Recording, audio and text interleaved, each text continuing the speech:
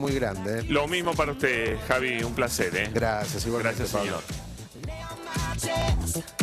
Vamos a hablar de Brasil ahora. Está con nosotros nuestro amigo Marcelo Falac, ya ha venido aquí, invitado para hablar de temas internacionales. Marcelo, bienvenido. ¿Cómo va? Muy bien, muchas gracias. ¿Todo en orden? Todo en orden. Periodista de ámbito financiero, por supuesto. Bueno, ¿cómo has visto este primer día de Michel Temer con anuncios de algún tipo de ajuste? Bueno, ¿cuál es tu opinión? Hubo algunas noticias. Por un lado se anunció una reducción de 4.000 empleados en el Estado. Por supuesto que ya ayer, cuando se anunciaron los ministerios, Pablo, se vio que pasaron de los 32 que había con Dilma a 23. Y después comenzaron a producirse los primeros cortocircuitos esperables. Por ejemplo, el nuevo ministro de Hacienda, Enrique Meireles, un hombre que estuvo a cargo del Banco Central en la época de Lula da Silva, anunció una reforma previsional que implica ni más ni menos que poner una edad mínima de jubilación, algo que en Brasil no existe, y esto provocó los primeros cortocircuitos en el ala política del nuevo gobierno, que dicen que esto va contra derechos adquiridos, que sanciona y perjudica a los trabajadores que comienzan antes su carrera laboral y que por lo tanto aportan más años. Esto era previsible. Son medidas medidas de ajuste fiscal. Son medidas de ajuste, son medidas de fondo dolorosas, socialmente muy discutidas, y que las está encarando un gobierno que en principio tiene un carácter interino por 180 días y bases de legitimidad muy endebles. Pero al mismo tiempo un gobierno, ¿no? Si no podés, digamos, cuando vos gobernás, tenés que tomar las decisiones que creas que son necesarias. Sí, lo que pasa es que el origen de este gobierno, Pablo, es muy particular. Muy particular. Surge en medio de denuncias de golpe. Yo no creo que sea un golpe, lo hemos hablado cuando vine, pero sí, evidentemente, hubo un proceso de desestabilización. Pero ¿no crees que estas decisiones tan duras de Temer tienen que ver con que él cree que no hay chance de que Dilma no sea destituida y él se va a tener que quedar hasta el final del mandato? Yo estoy seguro, pero hay una situación política todavía fluida, decisiones que van a ser socialmente duras. Y estaba mirando recién antes de entrar, tenés manifestaciones en distintas ciudades de Brasil, gente en la calle. Sí, es una en situación contra de, por de Temer ya. Hay, digamos, a ver, Dilma se va del gobierno con cerca de un 30% de gente que no quería que esto ocurriera, esta suspensión. Y bueno, es un sector de la población brasileña que se siente despojado. Claro, lógico. Bueno, nos vamos a Brasilia, te invito, Marcelo, nos vamos a ir a hablar con Marcelo Reg, que es periodista también, colega nuestro, y está allí. Hola Marcelo, bienvenido. ¿Cómo estás? Hola, buenas noches Pablo, buenas noches a Falaki, gran amigo también de la Argentina. Vivimos, como estaba acompañando ahí, siguiendo los comentarios de Falaki, y realmente estoy de acuerdo.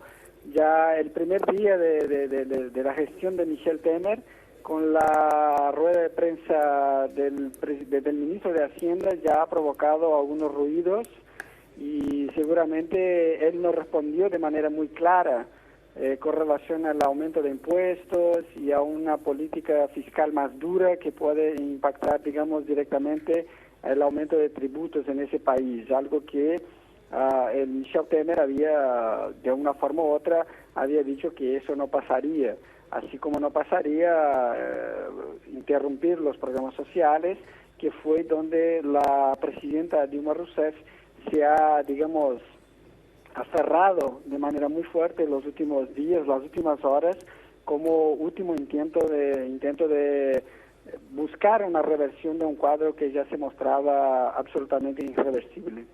Bueno, ¿y cómo crees que va a evolucionar entonces esto que vos comentás, esta toma de decisiones duras, que no son simpáticas, que gran parte de la población va a sufrir?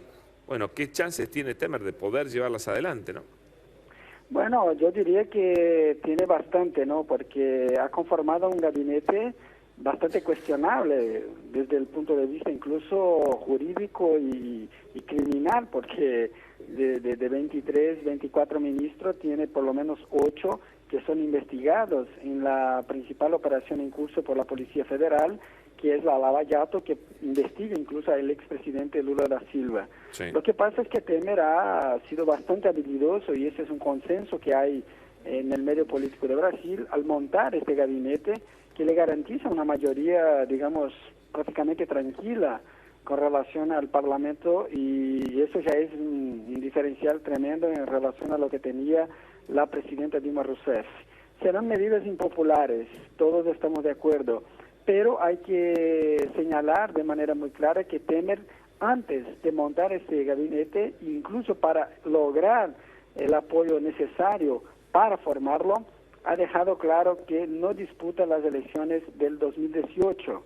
Por lo tanto, el impacto, digamos, electoral que podría tener una medida impopular, a él no le hará ningún problema, ¿no? Claro, no lo daña, digamos. Y descomprime también, ¿no? Descomprime un poco. Claro. La cuestión es toda en relación a los partidos que lo apoyan, porque nosotros tenemos ya una elección ese año.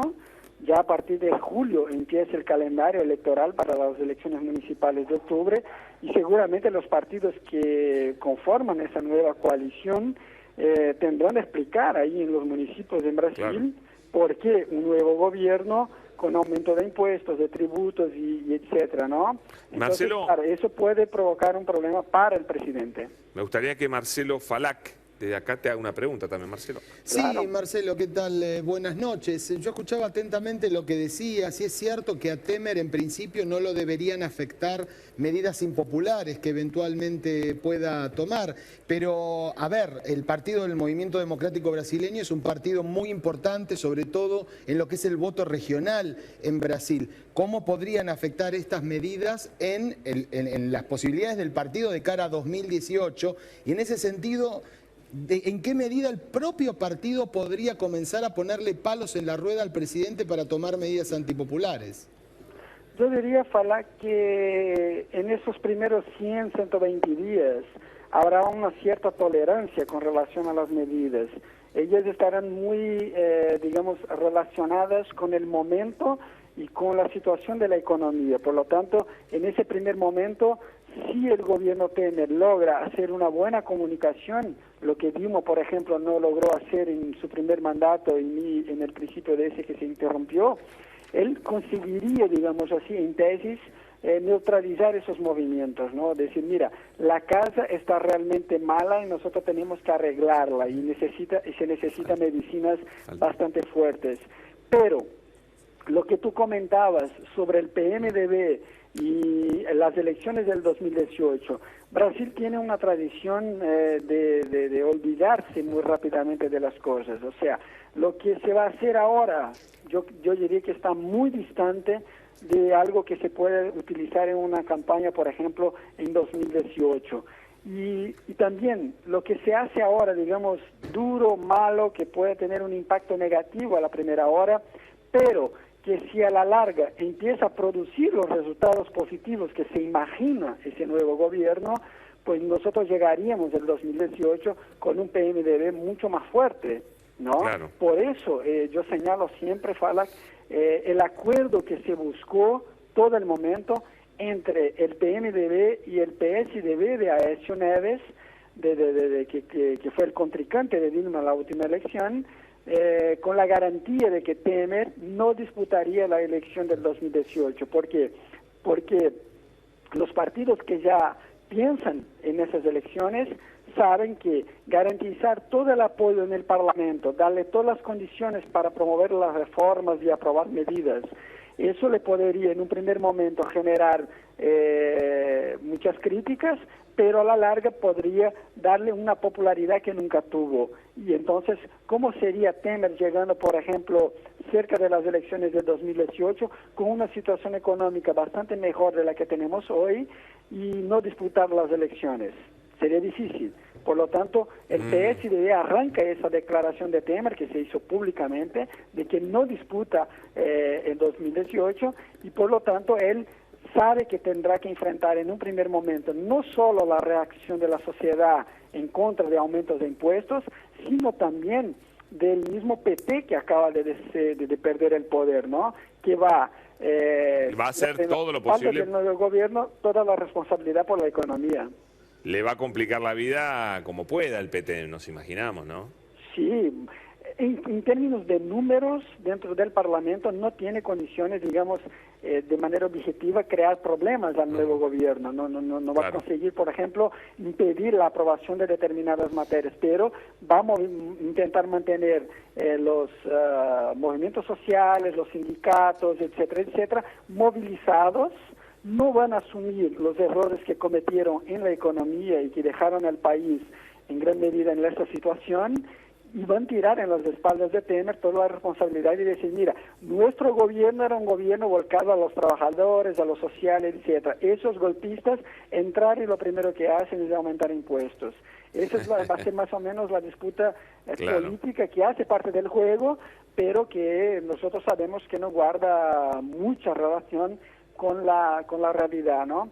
Y yo quería aprovechar y señalar a ustedes en primera mano que me acaba de llegar, justo en este momento acaban de llegar 2 notas del nuevo Itamaraty, ahora ya con nuevo canciller, el ministro José Serra, que es del PSDB, y que ya muestra de manera muy clara el cambio radical de orientación de esa política externa. La primera nota es sobre las manifestaciones al respecto de la situación interna de Brasil. Y dice la nota, el Ministerio de Relaciones Exteriores rechaza de manera enfática las manifestaciones de los gobiernos de Venezuela, Cuba, Bolivia, Ecuador, Nicaragua y de la Alianza Bolivariana para los Pueblos de Nuestra América sobre opinar y propagar falsedad sobre el proceso político interno en Brasil. Y la segunda nota es directa al secretario general de la UNASUR, Ernesto Samper Pizano.